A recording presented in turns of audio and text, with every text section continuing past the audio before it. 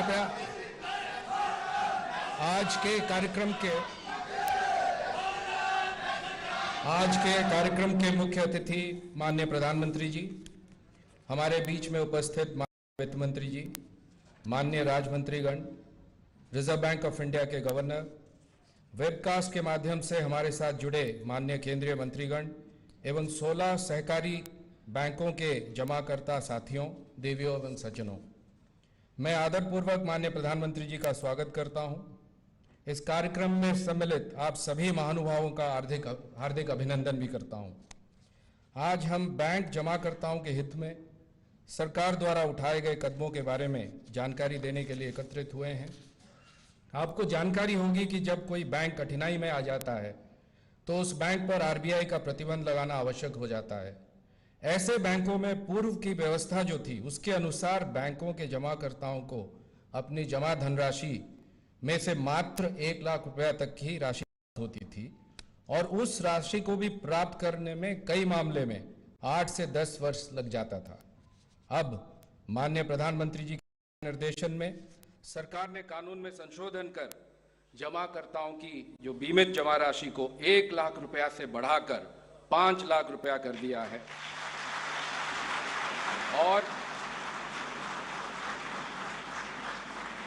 और इस कानून में अतिरिक्त संशोधन भी किया गया है। इसके फलस्वरूप अब किसी बैंक पर आरबीआई द्वारा प्रतिबंध लगाए जाने पर जमाकर्ताओं को 5 लाख रुपया तक की बीमित जमा राशि 90 दिन के भीतर आसानी से प्राप्त हो जाएगी। मैं माननीय प्रधानमंत्री जी का आभारी हूं, जिनके मार्गदर्शन में सरकार द्वारा यह ऐतिहासिक कदम उठाया गया है। अब कार्यक्रम को आगे बढ़ाते हुए मैं आरबीआई के गवर्नर श्री शक्तिकांत दास जी से अनुरोध करूंगा वो आके अपना विचार व्यक्त करें।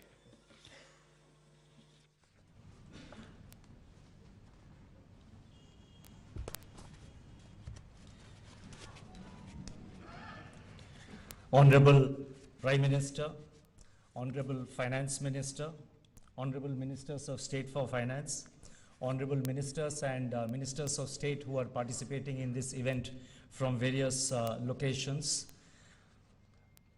respected members of the audience who are presented here and the audience who are present in 16 different locations, depositors of various banks, ladies and gentlemen, it's my privilege to participate in this event today.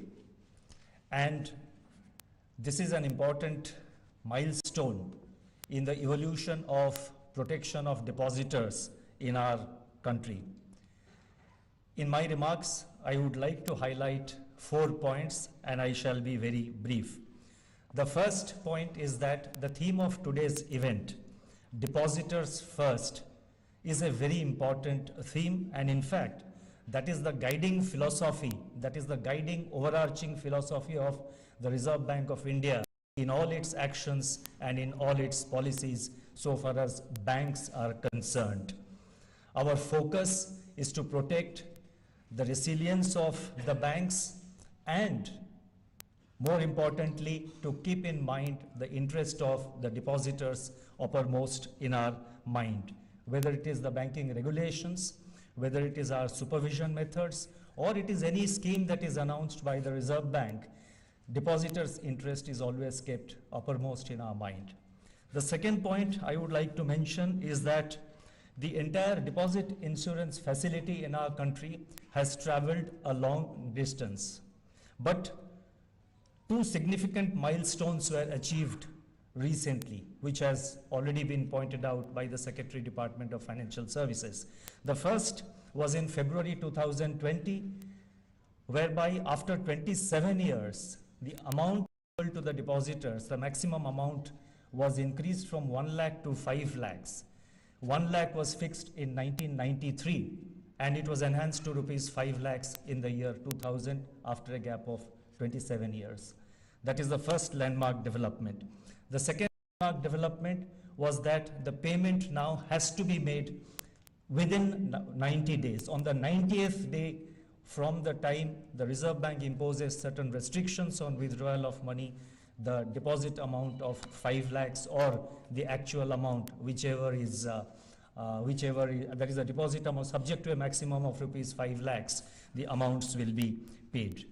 And consequent on these two legislative changes, the DICGC, which is entrusted with this responsibility of making the payments through the banks, it has now automated the claim receipt and settlement process. The entire technology has been leveraged and the entire process has been now automated. And I'm happy to point out and to share this information that the first set of banks where 90 days got completed on 29th of November, all the claims were processed thanks to the cooperation extended by all the banks and in particular the public sector banks. I would like to express my appreciation and thanks to all the public sector banks and their managements. The third point I would like to mention is that deposit insurance, the payment of the deposit insurance amount should be seen, and we see it as a measure of last resort.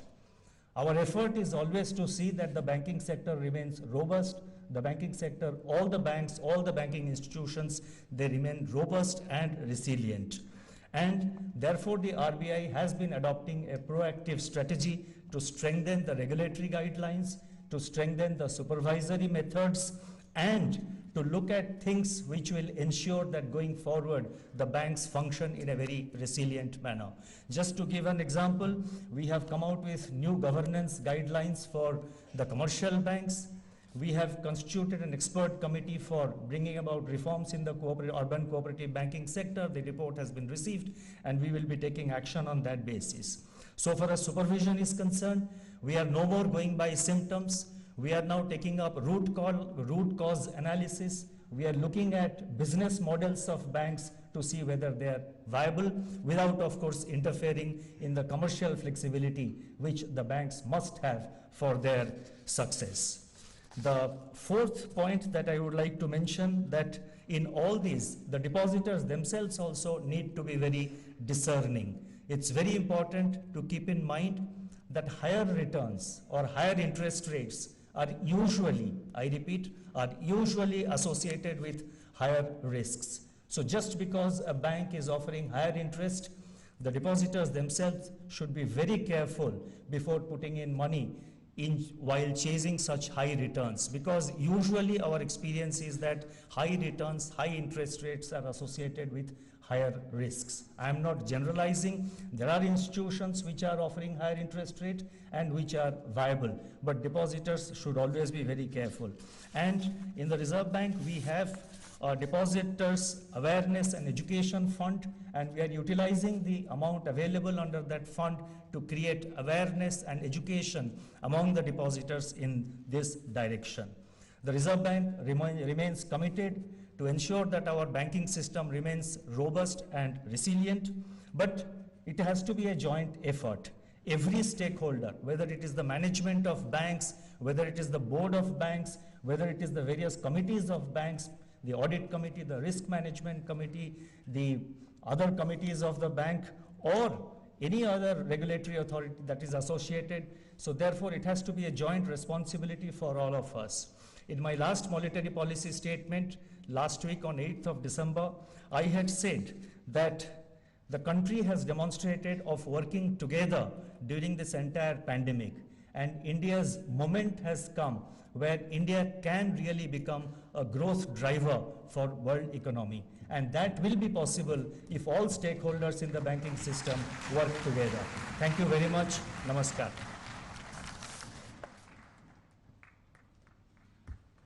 मैं अब अनुरोध करना चाहूँगा माननीय वित्त मंत्री जी, कृपया आप मंच पर आएं और अपना संबोधन दें।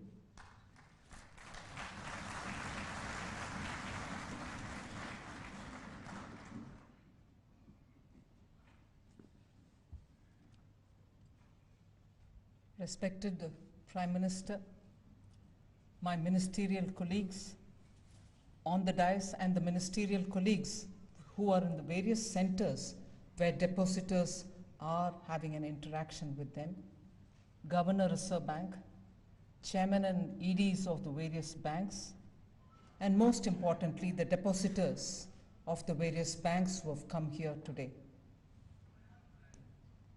It is today a very important day, according to me, both from the point of view of the depositors and also for the banking history of this country.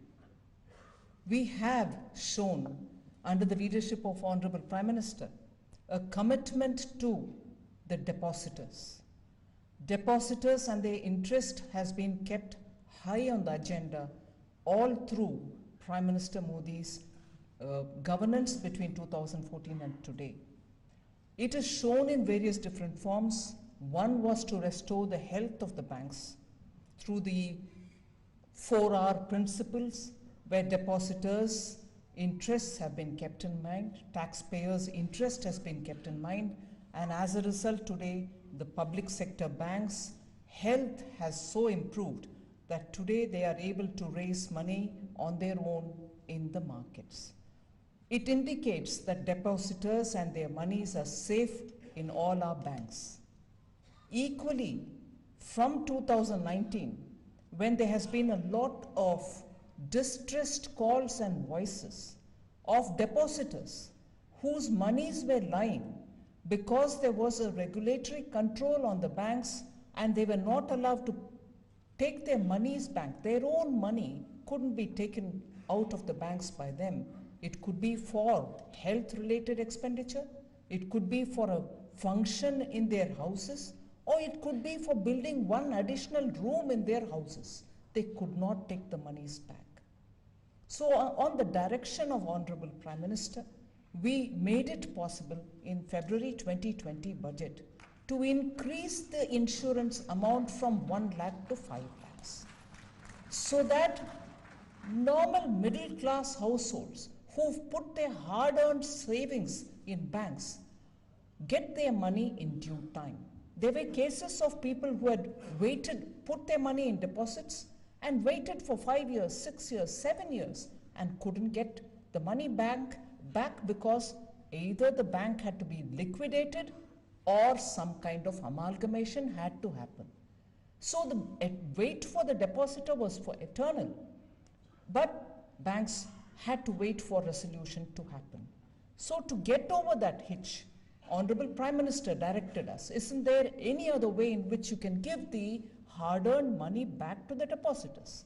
So in August this year, during the monsoon session of the Parliament, amendments were brought in which the Honorable Governor of Reserve Bank referred to, so that the money is given within 90 days period from the time Reserve Bank as the regulator brings in some control over banks which are in distress. And as a result, today we see banks which were put under restrictions have their depositors receiving 5 lakh each. And this is a major step, a sensitive step, a step which understands the difficulties of the middle class of India. The difficulties of the middle class of India is what Prime Minister had responded to when he said increase the insurance. Then when he said it is now difficult in spite of the 5 lakhs being increased for people to get the money in time. So this in fact is the main driving point. But more importantly, I'd like to add, we did not deal with it in a prospective way.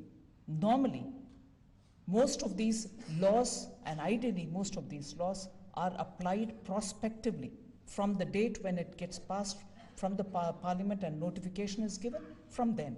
But here we saw that some of the banks were over years waiting for resolution, and depositors in those banks were also not getting relief. So exceptionally, this time we've made it applicable retrospectively so that people who have put their money and are waiting for 5-6 years will also get the benefit.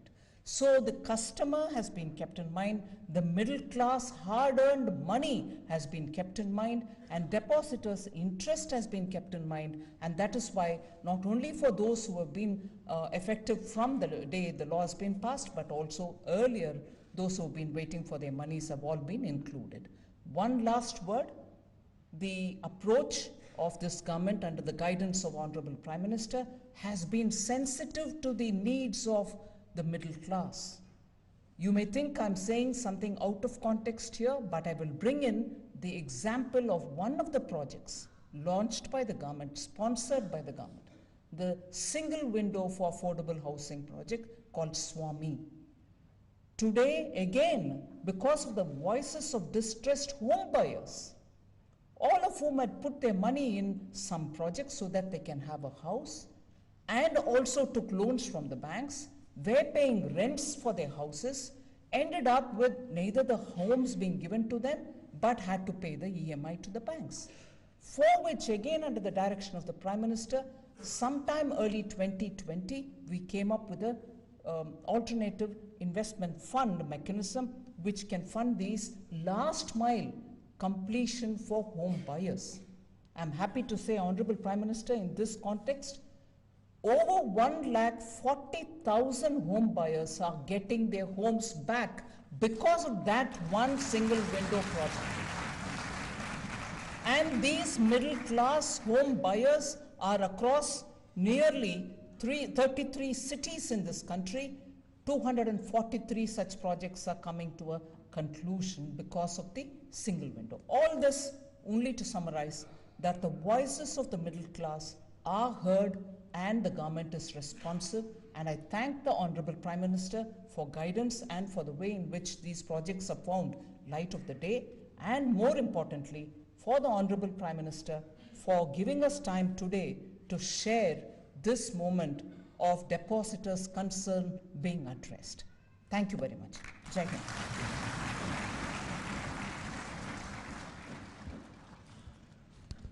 मान्यवर, हमारे बीच में कुछ depositors जमाकर्ता यहाँ पर मौजूद हैं।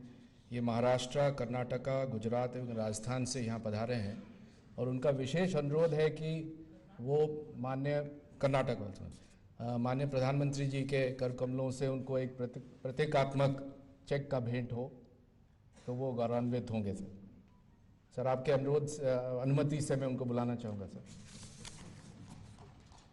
श्री मनोज कुमार उमापति मिश्रा, वो कृपया आए मंच पर। ये सिटी कोऑपरेटिव बैंक महाराष्ट्र में इनका खाता, इनके पत्नी के नाम से, मिसेस रागिनी मनोज कुमार मिश्रा जी।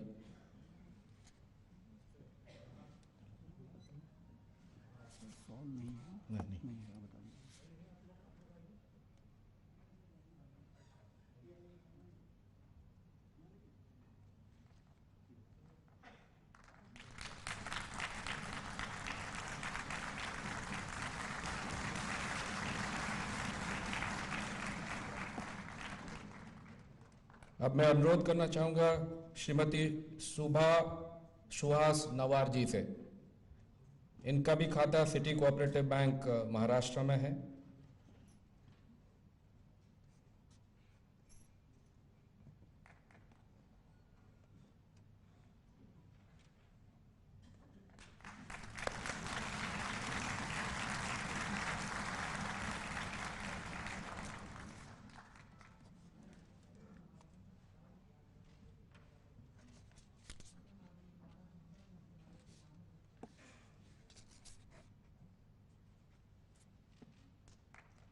अब मैं अनुरोध करना चाहूँगा श्रीमती वसुधा विनायक जोशी, जो श्री विनायक गोविंद जोशी के धर्मपत्नी हैं, वो उनके बिहाफ पर ये प्रतीकात्मक चेक ग्रहण करें।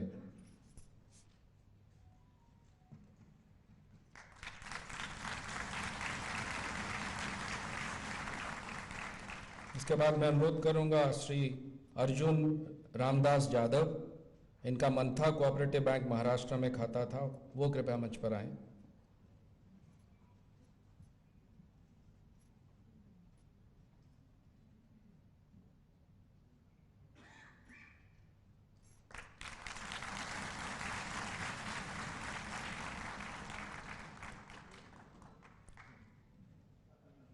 अब मैं अनुरोध करना चाहूँगा श्रीमती सत्यभामा अर्जुन जाधव, इनका भी खाता मंथा कोऑपरेटिव बैंक महाराष्ट्र में था।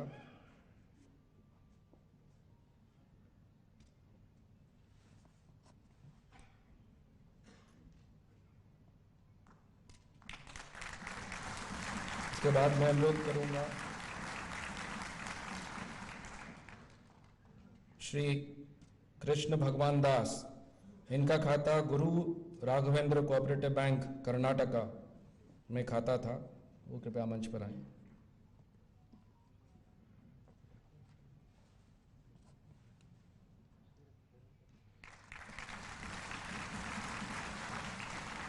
अब मैं अनुरोध करूंगा श्री नागराज भारती, गुरु राघवेंद्र कोऑपरेटिव बैंक कर्नाटका।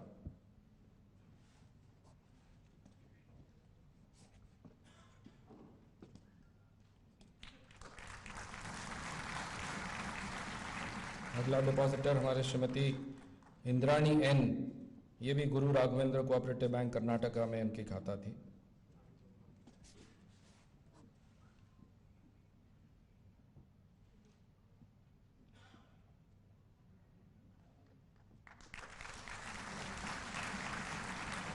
अब मैं अनुरोध करूंगा श्री बोंटाला श्रीधर बाबू, ये भी गुरु राघवेंद्र कोऑपरेटिव बैंक के खाता धारक थे।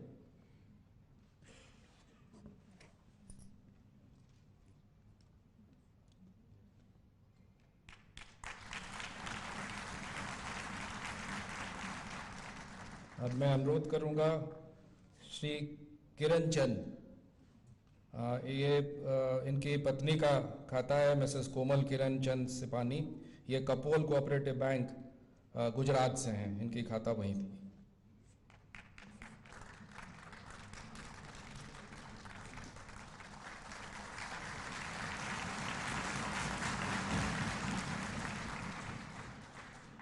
अब मैं अनुरोध करूंगा श्रीमती स्वाति बहन, ये भी कपोल कोऑपरेटिव बैंक सूरत, इसमें इनके खाता धारक थे।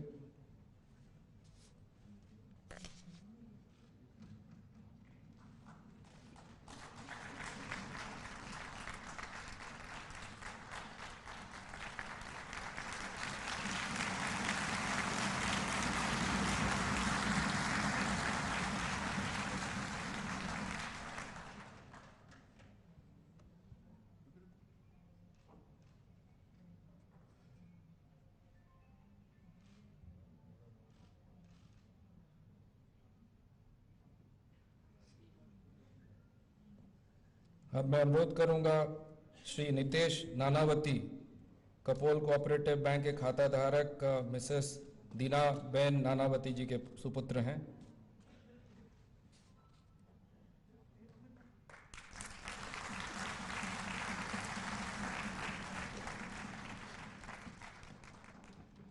अब मैं अनुरोध करूंगा श्री श्रवण कुमार शर्मा, जो Sikar Rajasthan Sikar urban cooperative bank के खाता धारक थे, वो कृपया मंच पर आए।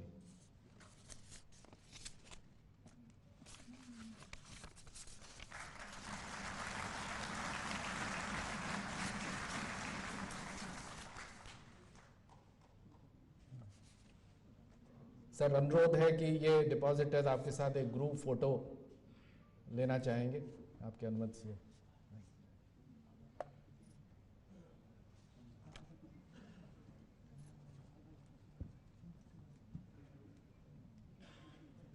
जल्दी जल्दी ले जाओ।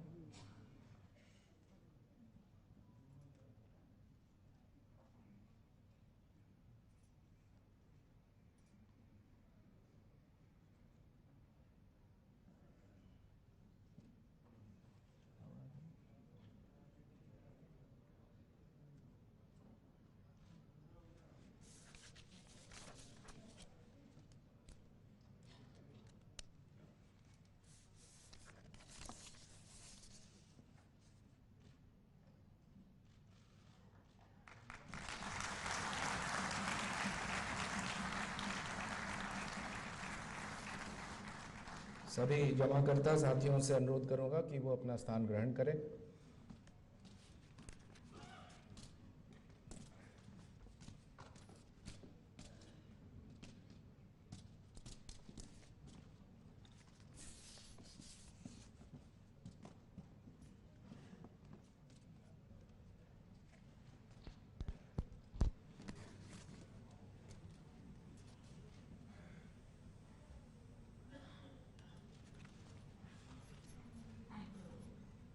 अब मैं अनुरोध करूंगा माननीय प्रधानमंत्री जी से कृपया हमें संबोधित करने का कृपा करें।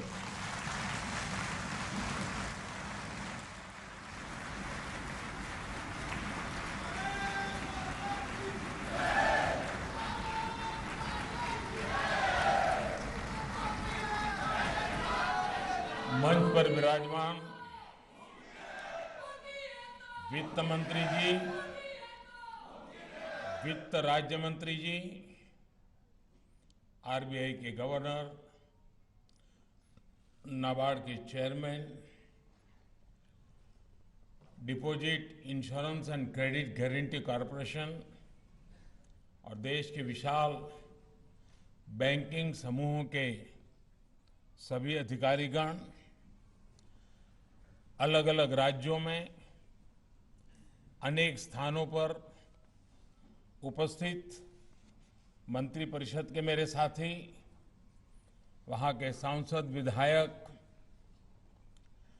और वहां रहने वाले सारे डिपॉजिटर्स, हमारे सभी जमाकर्ता भाई और बहनों, आज देश के लिए, बैंकिंग सेक्टर के लिए और देश के करोड़ों बैंक अकाउंट होल्डर्स के लिए बहुत ही महत्वपूर्ण दिन है।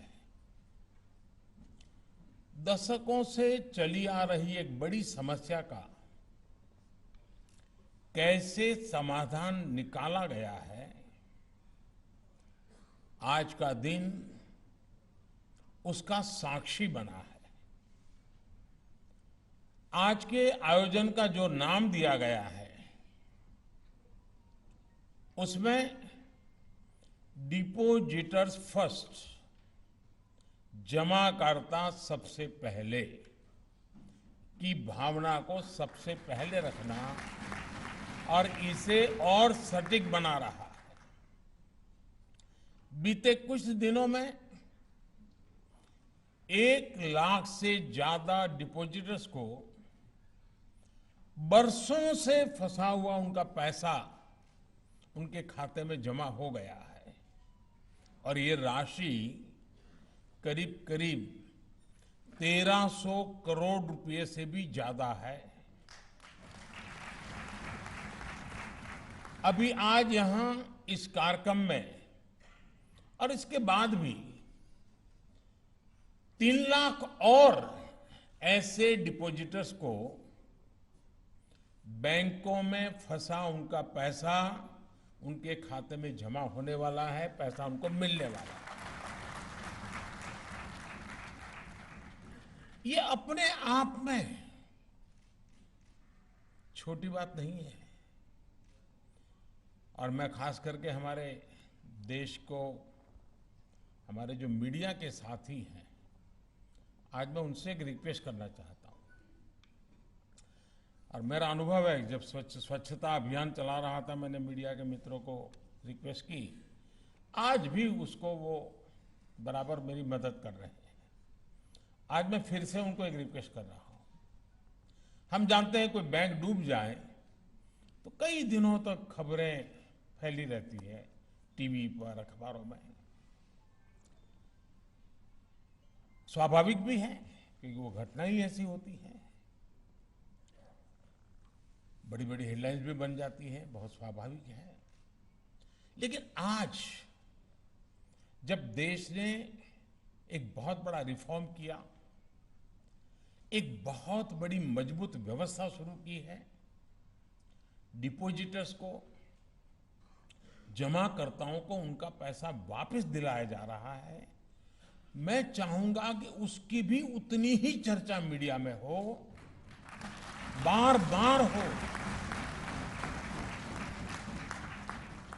इसलिए नहीं कि मोदी ने किया इसलिए करना है, ये इसलिए जरूरी है कि देश के डिपॉजिटर्स में विश्वास पैदा हो सकता है कुछ लोगों के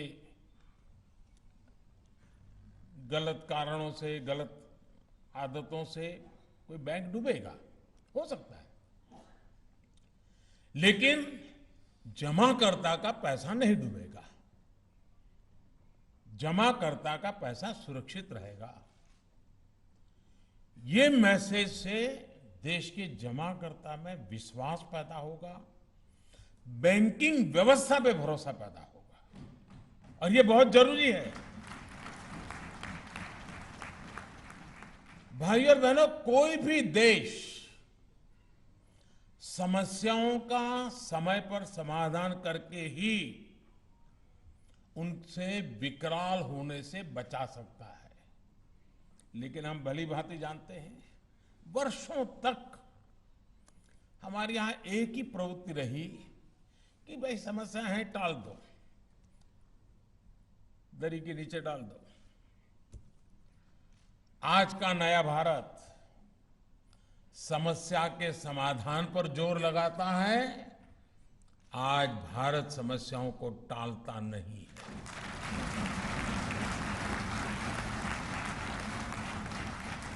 आप जरा याद करिए, एक समय था जब कोई बैंक संकट में आ जाता था तो डिपॉजिटर्स को, जमाकर्ताओं को अपना ही पैसा, ये पैसा उनका खुद का है, जमाकर्ता का पैसा है, उनका खुद का पैसा पाने में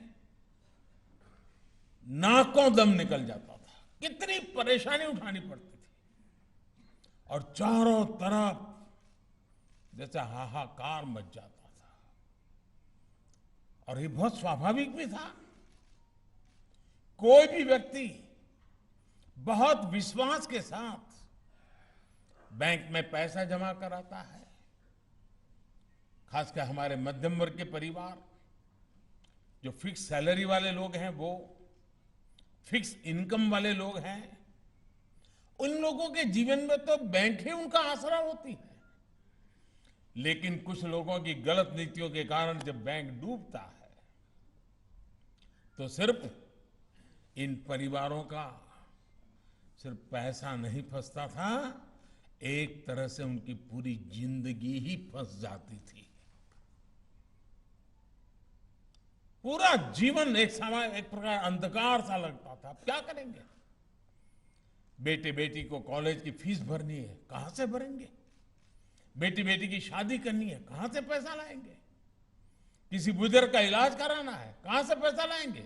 अभी बहन जी मुझे बता रही थी कि उनके परिवार में हार्ट का ऑपरेशन कराना था, कैसी दिक्कत आई और अब ये कैसा काम हो गया।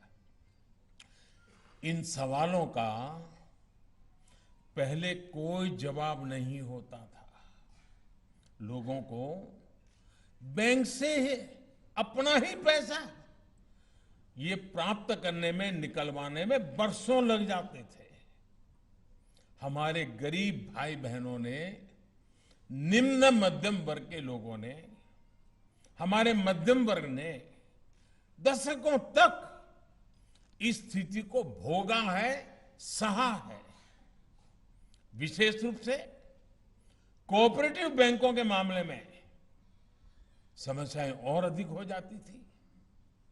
आज जो लोग अलग अलग शहरों से इस कार्यक्रम में जुड़े हैं, वो इस दर्द, इस तकलीफ को बहुत अच्छी तरह समझते हैं।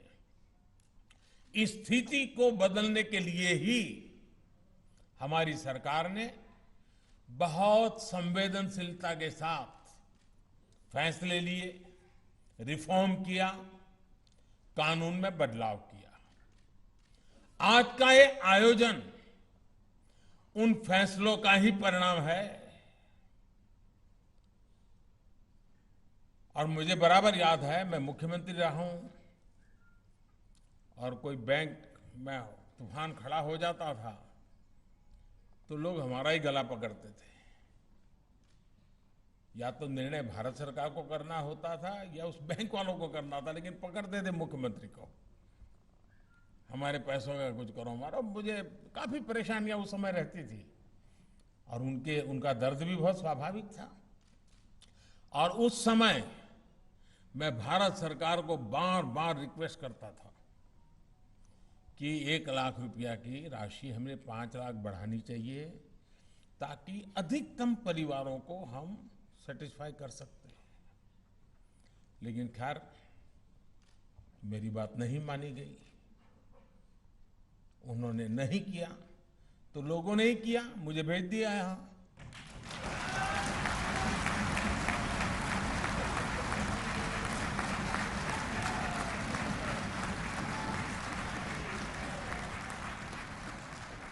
और मैंने मैंने कर भी दिया। साथियों, हमारे देश में बैंक डिपॉजिटर्स के लिए इंश्योरेंस की व्यवस्था 60 के दशक में बनाई गई थी, यानी उसको भी करीब 60 साल हो गए। पहले बैंक में जमा रकम में सिर्फ 50,000 रुपये तक की राशि पर ही गारंटी थी। फिर इसे बढ़ाकर 1 लाख रुपया कर दिया गया था। यानी अगर बैंक में डूबा जो डिपॉजिटर्स के पैसे जमाकर्ताओं को 1 लाख रुपया तक तो मिलता था, लेकिन वो भी गारंटी नहीं कब मिलेगा, 8-8, 10-10 साल तक वो मामला लटका रहता था, कोई समय सीमा नहीं थी। गरीब की चिंता को समझते हुए, मध्यम वर्ग की चिंता को समझते हुए हमने इस राशि को 1 लाख से बढ़ा करके 5 लाख रुपया कर दिया। यानी आज की तारीख में कोई भी बैंक संकट में आता है तो डिपॉजिटर्स को, जमाकर्ताओं को 5 लाख रुपए तक तो जरूर वापस मिलेगा। और इस व्यवस्था से लगभग 98% लोगों के अकाउंट्स पूरी तरह से कवर हो चुके हैं, यानी 2% को ही थोड़ा थोड़ा रह जाएगा। 98% लोगों का जितना पैसा उन्होंने है वो सारा कवर हो रहा है। और आज डिपॉजिटर्स का लगभग, ये आंकड़ा भी बहुत बड़ा है, आजादी का 75 साल चल रहे हैं, अमृत महोत्सव चल रहा है, ये जो हम निर्णय कर रहे हैं ना, इससे 76 लाख करोड़ रुपए पूरी तरह इंश्योर्ड है। 76 लाख करोड़ रुपया, इतना व्यापक सुरक्षा कवच तो विकसित देशों में भी नहीं है। साथियों, कानून में संशोधन करके, रिफॉर्म करके एक और समस्या का समाधान करने की कोशिश की है। पहले जहां पैसा वापसी की कोई समय सीमा नहीं थी, अब हमारी सरकार ने इसे 90 डेज, 90 दिन, यानी कि 3 महीने के भीतर ये करना ही होगा, ये कानूनन तय कर लिया।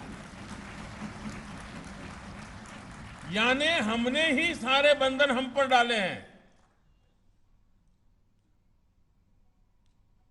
क्योंकि इस देश के सामान्य मानव, इस देश के मध्यम वर्ग की, इस देश के गरीब की हमें चिंता है। इसका मतलब यह हुआ कि अगर बैंक वीक हो जाती है, बैंक अगर डूबने की स्थिति में भी है, तो 90 दिन के भीतर जमाकर्ता को उनका पैसा वापस मिल जाएगा। मुझे खुशी है कि कानून में संशोधन के 90 दिन के भीतर ही हजारों डिपॉजिटर्स के क्लेम सेटल भी किए जा चुके हैं। साथियों, हम सब बड़े बड़े विद्वान, बुद्धिमान, अर्थशास्त्री जो बात को अपने अपने तरीके से बताते हैं, मैं अपनी सीधी सादी भाषा में बताता हूं। हर कोई देश प्रगति चाहता है, हर देश विकास चाहता है, लेकिन ये बात हमें याद रखनी होगी कि देश की समृद्धि में बैंकों की बड़ी भूमिका है।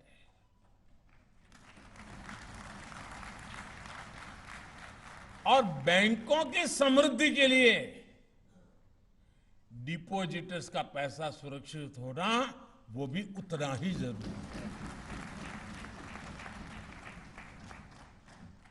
हमें बैंक बचाने हैं तो डिपॉजिटर्स को सुरक्षा देनी ही होगी और हमने ये काम करके बैंकों को भी बचाया है, डिपॉजिटर को भी बचाया है।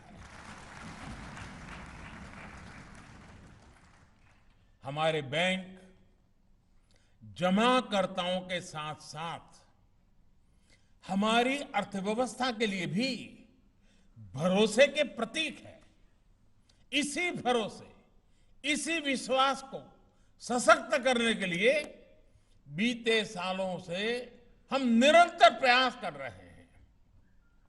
बीते वर्षों में अनेक छोटे सरकारी बैंकों को बड़े बैंकों के साथ मर्ज करके उनकी कैपेसिटी, कैपेबिलिटी और ट्रांसपेरेंसी हर प्रकार से सशक्त की गई है। जब आरबीआई कोऑपरेटिव बैंकों की निगरानी करेगा तो उससे भी इनके प्रति सामान्य जमाकर्ता का भरोसा और बढ़ेगा।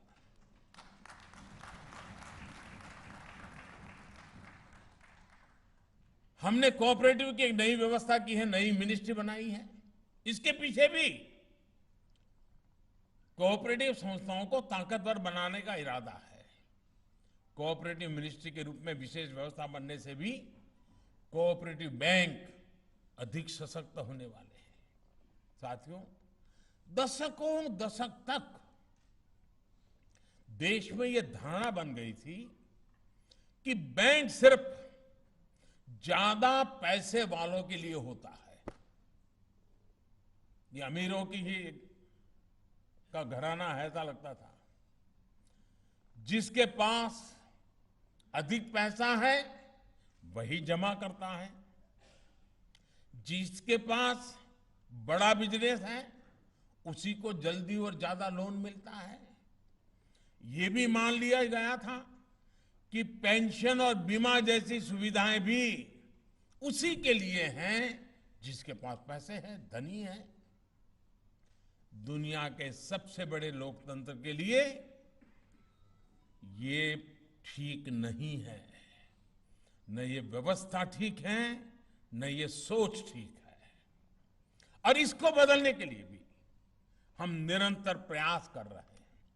आज किसान, छोटे दुकानदार, खेत मजदूर, कंस्ट्रक्शन और घरों में काम करने वाले श्रमिक साथियों को भी पेंशन की सुविधा से जोड़ा जा रहा है। आज देश के करोड़ों गरीबों को 2-2 लाख के दुर्घटना और जीवन बीमा के सुरक्षा कवच की सुविधा मिली है। पीएम जीवन ज्योति बीमा योजना और पीएम सुरक्षा बीमा योजना के तहत लगभग 37 करोड़ देशवासी इस सुरक्षा कवच के दायरे में आ चुके हैं। यानी एक प्रकार से अब जाकर देश के फाइनेंशियल सेक्टर का, देश के बैंकिंग सेक्टर का सही मायने में लोकतांत्रिकरण हुआ है। साथियों, हमारे यहां समस्या सिर्फ बैंक अकाउंट की ही नहीं थी, बल्कि दूर सुदूर तक गांवों में बैंकिंग सेवाएं पहुंचाने की भी थी। आज देश के करीब करीब हर गांव में 5 किलोमीटर के दायरे में बैंक ब्रांच या बैंकिंग कॉरेस्पॉन्डेंट की सुविधा पहुंच चुकी है।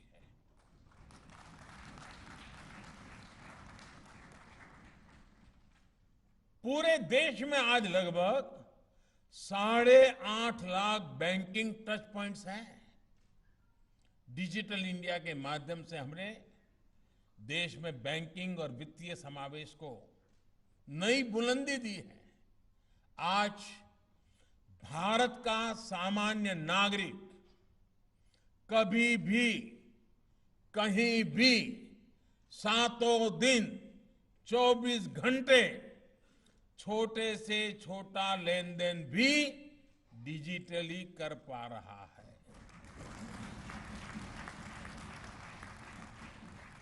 कुछ साल पहले तक इस बारे में सोचना तो दूर, भारत के सामर्थ्य पर अविश्वास करने वाले लोग इस बात का मजाक उड़ाया करते थे।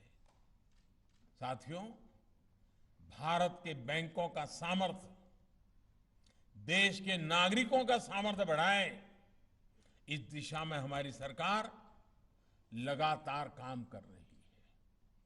क्या कभी किसी ने सोचा था कि रेहड़ी, ठेले, फेरी पटरी वालों को भी, स्ट्रीट वेंडर्स को भी बैंक से ऋण मिल सकता है? न उसने कभी सोचा, न हम भी सोच सकते हैं। लेकिन आज मुझे बड़े संतोष के साथ कहना है, आज ऐसे लोगों को स्वनिधि योजना से ऋण भी मिल रहा है और वो अपने व्यापार को भी बढ़ा रहे हैं। आज जब मुद्रा योजना देश के उन क्षेत्रों, उन परिवारों को भी स्वरोजगार से जोड़ रहे हैं जिन्होंने कभी इस बारे में सोचा तक नहीं था। आप सभी ये भी जानते हैं कि हमारे यहां छोटी जमीन वाले किसान, और हमारे देश में 85% किसान छोटे किसान हैं, बहुत छोटा सा जमीन का टुकड़ा है उनके पास। इतने बैंकों के होते हुए भी हमारा छोटा किसान बाजार से, किसी तीसरे से महंगे ब्याज पर ऋण लेने के लिए मजबूर था। हमने ऐसे करोड़ों छोटे किसानों को भी किसान क्रेडिट कार्ड की सुविधा से जोड़ा और इसका दायरा पशुपालक और मछुआरों तक हमने बढ़ा दिया है। आज बैंकों से मिला लाखों करोड़ रुपए का आसान और सस्ता ऋण इन साथियों का जीवन आसान बना रहा है। साथियों, अधिक से अधिक देशवासियों को बैंकों से जोड़ना हो, बैंक लोन आसानी से सुलभ कराना हो, डिजिटल बैंकिंग, डिजिटल पेमेंट्स का तेजी से विस्तार करना हो, ऐसे अनेक सुधार हैं जिन्होंने 100 साल की सबसे बड़ी आपदा में भी भारत के बैंकिंग सिस्टम को सुचारू रूप से चलाने में मदद की है। मैं बैंक के हर छोटे मोटे साथी को बधाई देता हूं इस काम के लिए कि संकट की घड़ी में उन्होंने लोगों को असहाय नहीं छोड़ा। जब दुनिया के समर्थ देश अपने नागरिकों तक मदद पहुंचाने में संघर्ष कर रहे थे, तब भारत ने तेज गति से देश के करीब करीब हर वर्ग तक सीधी मदद पहुंचाई। देश के बैंकिंग सेक्टर में जो सामर्थ्य बीते सालों में हमने विकसित किया है, उसी आत्मविश्वास के कारण देशवासियों का जीवन बचाने के लिए सरकार बड़े फैसले ले पाई। आज हमारी अर्थव्यवस्था तेजी से सुधरी तो है ही, लेकिन भविष्य के लिए बहुत सकारात्मक संकेत हम सब देख रहे हैं।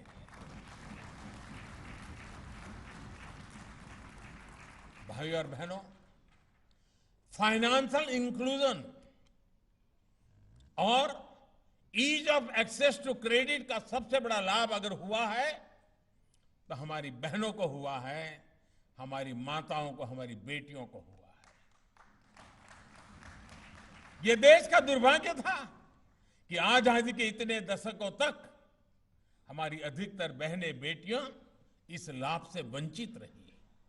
स्थिति ये थी कि माताएं, बहनें अपनी छोटी बचत को रसोई में राशन के डिब्बे में रखती थी। उसके लिए पैसा रखने की जगह वही थी, अनाज के अंदर रखे रखना। और कुछ लोग तो इसे भी सेलिब्रेट करते थे। जिस बचत को सुरक्षित रखने के लिए बैंक बनाए गए हैं, उसका उपयोग आधी आबादी न कर पाए, ये हमारे लिए बहुत बड़ी चिंता थी। जनधन योजना के पीछे इसी चिंता के समाधान का भी अहम रोल रहा है। आज इसकी सफलता सबके सामने है। जनधन योजना के तहत खुले करोड़ों बैंक अकाउंट में से आधे से अधिक बैंक अकाउंट हमारी माताओं बहनों के हैं, महिलाओं के हैं। इन बैंक अकाउंट्स का महिलाओं के आर्थिक सशक्तिकरण पर जो असर हुआ है, वो हमने हाल में आए नेशनल फैमिली हेल्थ सर्वे में भी देखा है। जब ये सर्वे किया गया, तब तक देश में लगभग 80% महिलाओं के पास अपना खुद का बैंक अकाउंट था। सबसे बड़ी बात यह है कि जितने बैंक अकाउंट शहरी महिलाओं के लिए खुले हैं, लगभग उतने ही ग्रामीण महिलाओं के लिए भी हो चुके हैं। ये दिखाता है कि जब अच्छी योजनाएं डिलीवरी करती हैं, तो समाज में जो असमानताएं हैं, उनको दूर करने में भी बहुत बड़ी मदद मिलती है। अपना बैंक अकाउंट होने से महिलाओं में तो आर्थिक जागरूकता तो बढ़ी ही है, परिवार में आर्थिक फैसले लेने की उनकी भागीदारी भी विस्तार हुआ है। अब परिवार कुछ निर्णय करता है तो मां बहनों को बिठाता है, उनका ओपिनियन लेता है। साथियों, मुद्रा योजना में भी लगभग 70% लाभार्थी महिलाएं हैं। हमारा ये भी अनुभव रहा है, जब महिलाओं को ऋण मिलता है तो उसको लौटाने में भी उनका ट्रैक रिकॉर्ड बहुत ही प्रशंसनीय है। उनको अगर बुधवार को पैसा जमा करने की आखिरी डेट है, तो सोमवार को जाकर के दे आती हैं।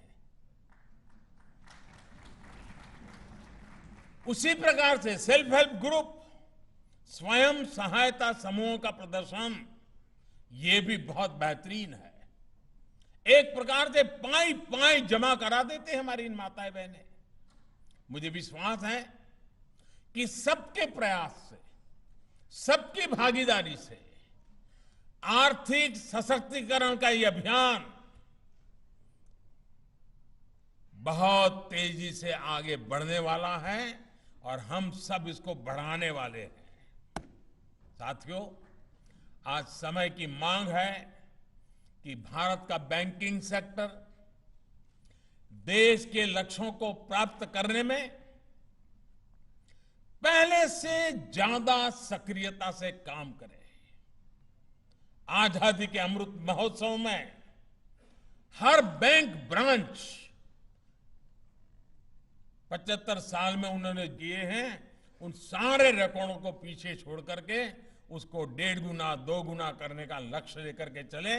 देखिए स्थिति बदलती है कि नहीं बदलती है। पुराने अनुभवों की वजह से ऋण देने में आपकी जो भी हिचक रही है, उससे अब बाहर निकालना चाहिए। देश के दूर सुदूर क्षेत्रों में, गांवों कस्बों में भी बड़ी संख्या में देशवासी अपने सपने पूरा करने के लिए बैंकों से जुड़ना चाहते हैं। आप अगर आगे बढ़कर लोगों की मदद करेंगे, तो ज्यादा से ज्यादा लोगों की आर्थिक शक्ति भी बढ़ेगी और इससे आपकी खुद की ताकत में भी वृद्धि होगी। आपके ये प्रयास देश को आत्मनिर्भर बनाने में, हमारे लघु उद्यमियों, मध्यम वर्ग के युवाओं को आगे बढ़ाने में सहायता करेंगे। बैंक और जमाकर्ताओं का भरोसा नई बुलंदी पर पहुंचेगा और आज का ये अवसर कोटि कोटि डिपॉजिटर्स में एक नया विश्वास भरने वाला अवसर है और इससे बैंकों की रिस्क टेकिंग कैपेसिटी अनेक गुना बढ़ सकती है अब बैंकों के लिए भी अवसर है, डिपॉजिटर्स के लिए भी अवसर हैं। ऐसे शुभ अवसर पर मेरी आप सबको बहुत बहुत शुभकामनाएं, बहुत बहुत धन्यवाद।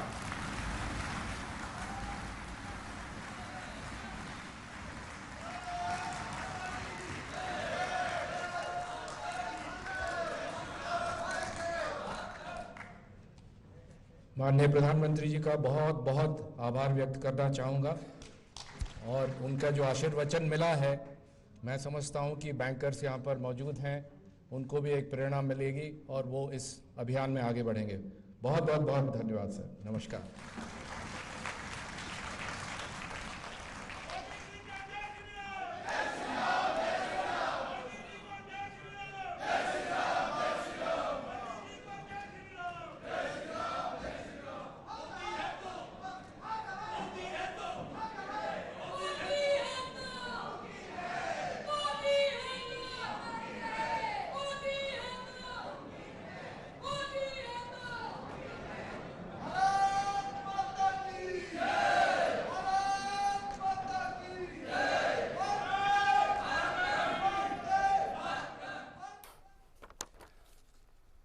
तो प्रधानमंत्री बैंक जमा राशि कार्यक्रम में जमाकर्ताओं को संबोधित कर रहे थे। उन्होंने कहा कि बैंक की एक महत्वपूर्ण भूमिका है, खास तौर से जमाकर्ताओं की एक महत्वपूर्ण भूमिका है देश के विकास